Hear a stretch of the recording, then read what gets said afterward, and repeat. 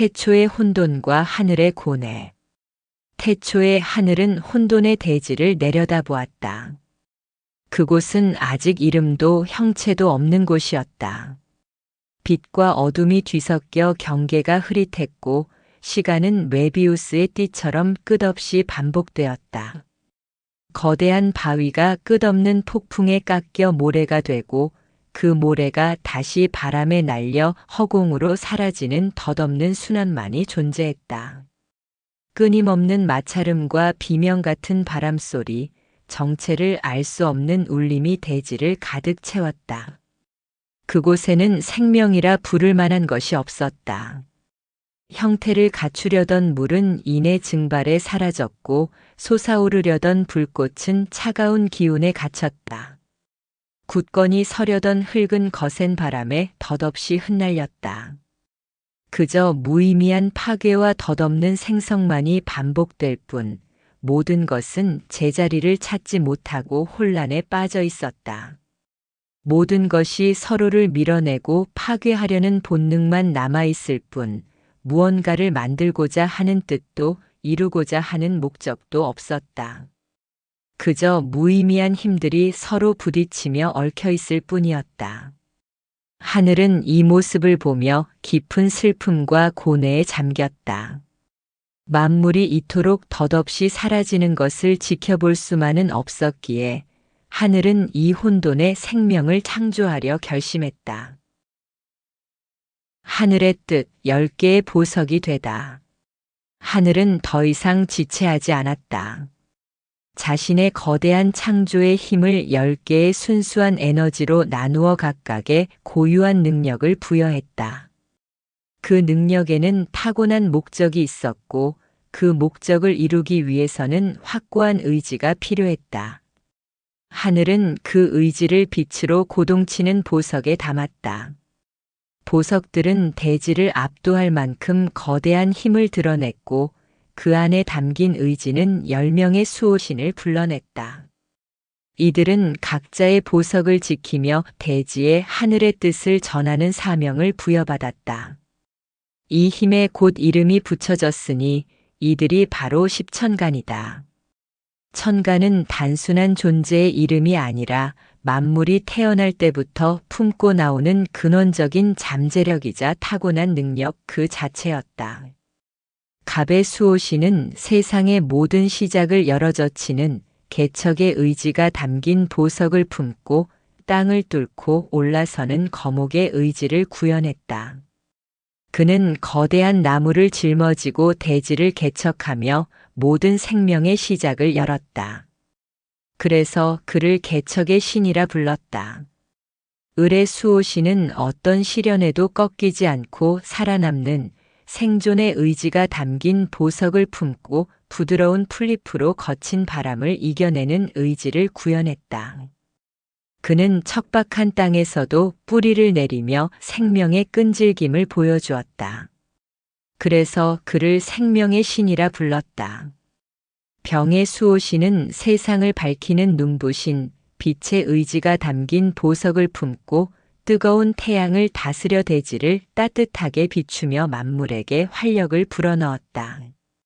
그래서 그를 태양의 신이라 불렀다. 정의 수호신은 어둠 속에서 길을 밝히는 불꽃의 의지가 담긴 보석을 품고 밤의 어둠을 밝혀 길을 잃은 자를 인도하고 따뜻한 온기로 얼어붙은 마음을 녹였다. 그래서 그를 불꽃의 신이라 불렀다. 무의 수호신은 모든 것을 품어 안정시키는 포용의 의지가 담긴 보석을 품고 거대한 산이 되어 만물을 넉넉하게 품었고 세상의 중심을 잡아주었다. 그래서 그를 대지의 신이라 불렀다. 기의 수호신은 만물을 길러 결실을 맺는 결실의 의지가 담긴 보석을 품고 흙을 일구어 생명을 길러냈고 꾸준한 노력으로 풍요로움을 만들었다. 그래서 그를 결실의 신이라 불렀다.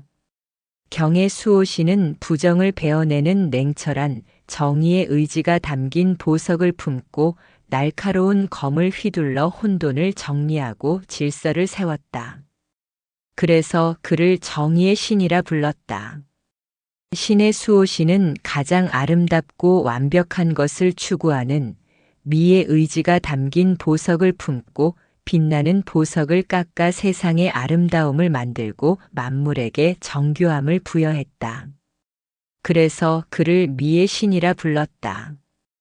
임의 수호신은 모든 장애물을 넘는 지혜의 의지가 담긴 보석을 품고 거대한 강을 열어 모든 것을 이어주며 깊은 통찰력으로 세상의 이치를 깨달았다.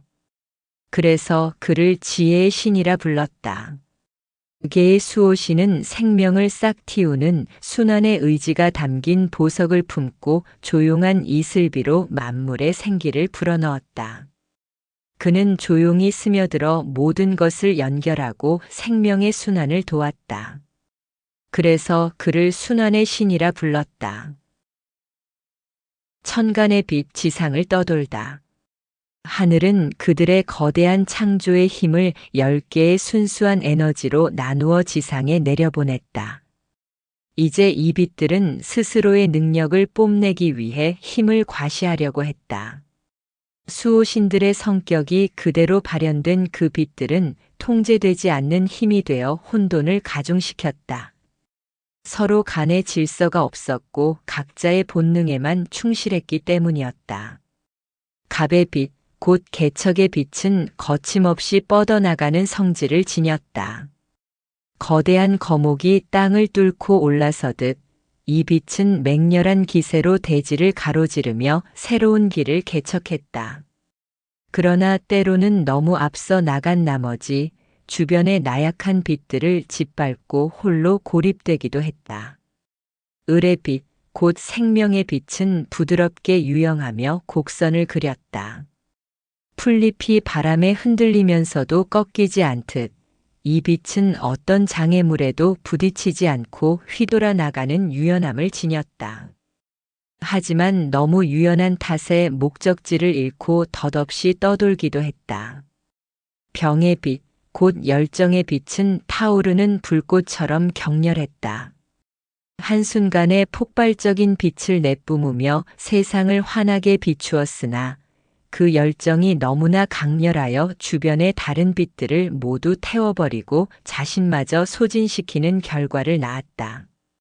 정의 빛, 곧 인도의 빛은 어둠 속에서 은은히 타올랐다. 밤하늘의 작은 별빛처럼 조용히 빛을 내며 길을 잃은 빛들을 따뜻하게 인도했다. 그러나 때로는 너무 미약하여 거센 바람 한 번에 쉬이 꺼져버리기도 했다. 무의 빛, 곧 포용의 빛은 거대한 산처럼 묵직하고 안정적이었다. 한 번 자리를 잡으면 결코 흔들리지 않고 모든 빛들을 품어내려는 포용력을 보였다. 하지만 너무나 고착된 나머지 변화를 거부하고 정체되어 버렸다. 기의 빛, 곧 결실의 빛은 마치 흙을 일구듯 대지를 따라 미세하게 움직였다. 쉼없이 움직이며 다른 빛들을 정교하게 엮어 결실을 만들려 했으나 그 섬세함이 지나쳐 혼돈 속에서 아무런 의미 없는 조각들만을 만들어내기도 했다. 경의 빛, 곧 정의의 빛은 날카로운 검처럼 직선으로 돌진했다. 그 어떤 장애물도 단호하게 베어내며 질서를 만들려 했지만 무자비한 성질 탓에 동료빛들을 파괴하고 관계를 무너뜨려 혼자가 되기 일쑤였다. 신의 빛, 곧 미의 빛은 가장 아름답고 완벽한 형태를 추구했다. 보석처럼 빛을 깎고 다듬으며 아름다운 조화를 이루려 했으나 완벽에 대한 집착이 너무 강해 작은 결점도 용납하지 못하고 스스로를 파괴하기도 했다. 임의 빛, 곧 지혜의 빛은 거대한 강물처럼 흘러넘쳤다. 모든 것을 집어삼킬 듯한 유동성으로 거침없이 나아갔고 어떤 장애물도 무력화시켰다. 하지만 그 속도와 기세가 너무 빨라 모든 것을 휩쓸고 지나간 뒤에 공허함만을 남겼다. 개의 빛, 곧 순환의 빛은 이슬처럼 고요하고 부드럽게 스며들었다. 가장 낮은 곳에서 모든 빛을 연결하고 소통시키려 했지만 너무나 미약한 탓에 쉽게 증발하거나 다른 빛에 흡수되어 자신의 정체성을 잃어버렸다. 잠재력과 지혜의 만남, 십천간과 십이지지. 하늘이 준 천간의 빛은 만물의 근원적인 잠재력이자 타고난 능력이었다. 그러나 그 빛이 무작정 발현될 경우 각자의 본능에 휩쓸려 오히려 혼돈을 가중시키는 독이 될 수 있었다. 이는 곧 아무리 위대한 잠재력일지라도 이를 다스리고 이끌어줄 지혜가 없다면 무의미하다는 하늘의 깨달음이었다. 천간의 빛이 혼돈 속에서 길을 잃자 비로소 천간을 올바른 방향으로 이끌어줄 지혜의 필요성이 절실해졌다. 그리하여 하늘은 세상에 12가지의 지혜를 가진 12신령을 내려보내 빛의 혼란에 질서를 부여했다. 이 신령들은 단순히 규칙을 만든 것이 아니었다. 그들은 각자의 지혜로 혼돈의 빛의 길을 터주었다. 이 지혜의 신령들이 곧 십이지지다.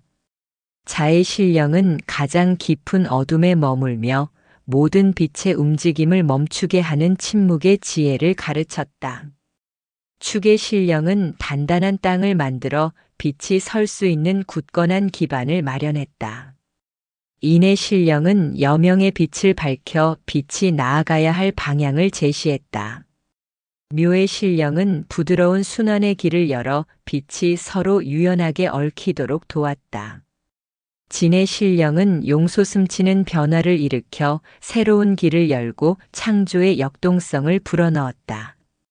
사의 신령은 감춰진 지혜로 모든 것을 통찰하며 빛의 본질을 꿰뚫어 보았다.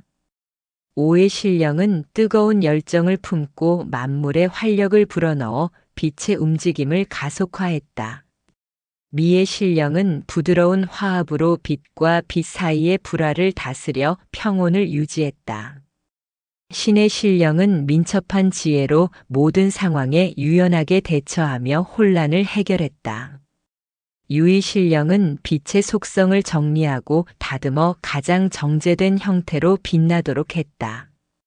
술의 신령은 견고한 믿음으로 빛이 흔들리지 않도록 보호하며 안정적인 터전을 만들었다. 해의 신령은 넓은 포용력으로 모든 빛을 품고 순환을 완성하며 풍요로운 결실을 맺게 했다. 이처럼 12신령은 각자의 지혜로 빛의 속성을 다스려 서로 다른 의지의 빛이 만나는 시간과 공간의 규칙을 만들었다. 열정의 빛이 포용의 빛과 만나 불태우지 않고 따뜻한 온기를 내도록 했고, 정의의 빛이 유연함의 빛과 만나 무턱대고 파괴하지 않고 현명한 결단을 내리도록 했다.